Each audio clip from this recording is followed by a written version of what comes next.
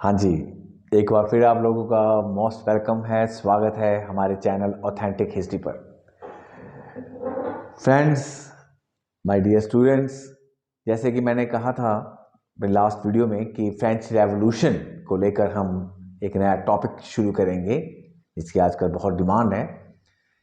तो French revolution presently it's a chapter of the NCERT books for the CBSE exam of 9th class, no doubt.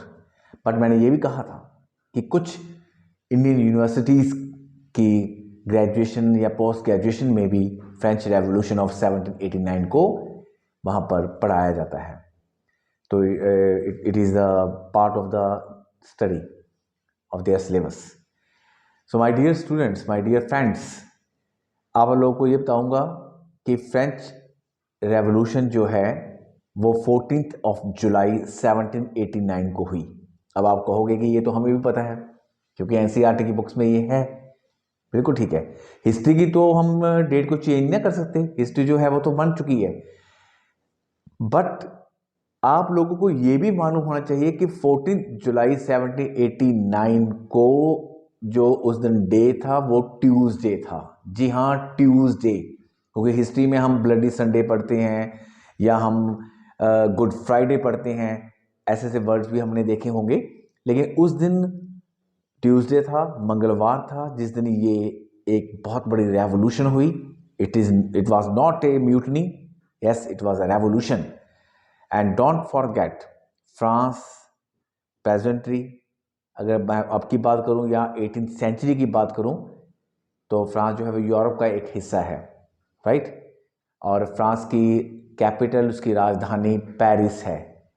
तो ये Paris जो है, एक तरह से हम ये कह सकते हैं कि French revolution, during the French revolution ये बहुत फेमस हो गया। सो माय डियर, 14 जुलाई 1789 को ये एक तरह से रेवोल्यूशन हुआ जिसमें फ्रेंच जो हैं सिटीजन्स, उनकी जीत हुई।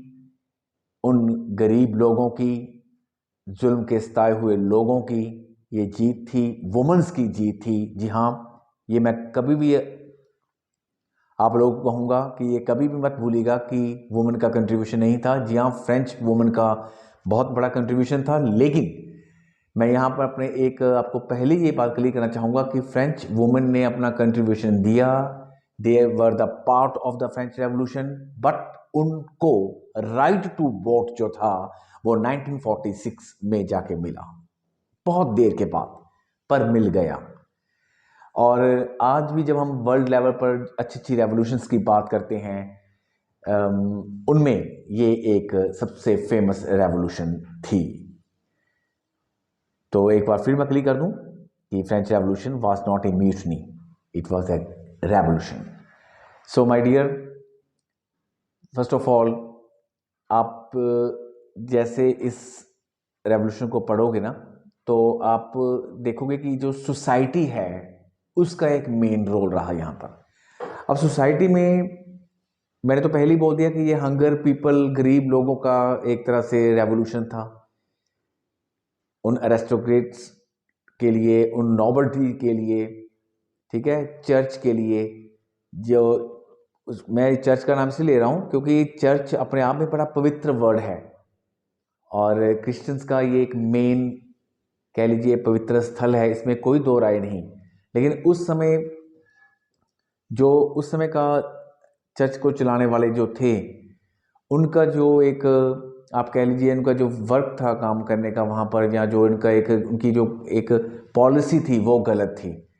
और उस समय सोसाइटी में फर्स्ट टाइम पर क्लैरिकी को रखा गया, फिर सेकंड पर नॉबल्टी को रखा गया, और थर्ड पर जो थे वहाँ पर भी देखिए आप, थर्ड स्टेट जो बनी हुई है, फर्स्ट स्टेट में चर्च आता है, मीन्स क्लैरिकी आ गई, सेकंड में नॉबल्टी आ गई, और थर्ड में जो आते हैं वहाँ पर भी तीन कैटेगरीज हैं, बिग बिजनेसमैन की कैटेगरीज, लॉयर्स की कैटेगरीज, कोर्ट में काम करने वाले ऑफिशियल्स की कैटेगरीज, मर्चेंट्स की कैटेगरीज, देन उसके बाद फिर थोड़े से एजुकेटेड पीपल आते हैं, उसके बाद एक और कैटेगरी आती है थर्ड स्टेट की। जी हाँ, my dear students, my dear friends, you are please, you are focused, आप इस बात पर फोकस करना कि एक्चुअली में this was the revolution of the third state, the last portion, people's revolution. जो थर्ड स्टेट का जो लास्ट पोर्शन है ना, उसका वो जो स्मॉल पीजेंट्स थे, लैंडलेस पीजेंट्स थे, लोग थे बेचारे, ये उन लोगों का रेवोल्यूशन था। आप यकीन कीजिए इस बात को, ये मैं गलत नहीं कर रहा। जब तक हम कुछ नहीं बोलते, जब तक किसी को हम अपना कुछ नहीं बताते, तब तक उसको क्या पता चलेगा कि बंदे को क्या तकलीफ है, क्या प्रॉब्लम है। तो यहां पर तो इन लोगों के साथ एक, इनको सोसाइटी का मैं तो कहता हूं हिस्सा ही नहीं माना गया। उस समय के जो किंग थे फ्रांस के, अब आप उनकी हिस्ट्री देखिए, लुइस 16, ये तो सभी को पता होगा, लुइस 16 उस समय के किंग थे। और साथ में उनकी जो वाइफ मैरी एनाइट, जो कि मारिया थेरेसा की डॉटर थी। अब उन दोनों का यहाँ पर कॉम्बिनेशन देखिए क्या हुआ है। दोनों ही अच्छे, वो लुई 14 का एक तरह से ग्रैंड सन था, और लुई 14 को हम क्यों कैसे भूल जाएं, क्योंकि वो एक तरह से काफ़ी, उनको एक इनलाइटेंड किंग माना जाता था। वो तो खुद कहते थे कि आई एम द स्टेट, पर उनके टाइम में कोई ऐसा फ्रेंच रेवोल्यूशन तो नहीं हुआ। लेकिन इसके बाद लुई 15 या लुई, उसके बाद लुई 16, ये जो लुई 16 आते हैं, तो इनकी जो काम करने का तरीका था, मेथड था, वो बिल्कुल गलत है। छोटे लोगों को कुछ नहीं समझना, गरीब लोगों के ऊपर और जुल्म करना। अब आप देखिए, आपने कुछ पढ़ा होगा या कभी देखा होगा, सुना होगा कि एक नॉबल जो है अंडर द लुई 16, जो कि पहली बहुत ही ज़्यादा रिच है, अमीर है, जिसके पास पूरी प्रिविलेजेस हैं, पूरी उसके पास अपने कह लीजिए घर में काम करने वाले हैं, सर्वेंट्स हैं, ठीक है, उसको पैसे की कोई कमी नहीं है। फिर भी वो इन गरीब लोगों से एक तरह से लगान वसूल करता था। ये इसको मैं लगान वर्ड यहाँ पर इसलिए यूज़ कर रहा हूँ, एक तरह से जो भी इनको बोलता था कि आप लोग अपनी मेहनत, अपनी पूंजी मुझे दीजिए, फ्रूट्स मुझे दीजिए अगर यहाँ पर रहना है तो देखिए, अपने बच्चों का पेट काट काट के, उनको भूखा रख के इन लोगों ने इन बड़े लोगों का पेट भरा। लेकिन यहां पर एक वर्ड आएगा, excess of everything yes is bad. किसी भी चीज का जो अति है वो गलत है, और उसका वही यहां पर हुआ। लोगों के अंदर वो गुस्सा दिखा, और आगे आगे जा चल के उसने किस तरह एक रेवोल्यूशन का एक उसने रूप लिया। लेकिन उससे पहले यहाँ पर ये क्लियर कीजिए कि जो पॉलिसीज़ है ना, वो ऐसी थी कि अमीर अमीर होते गए।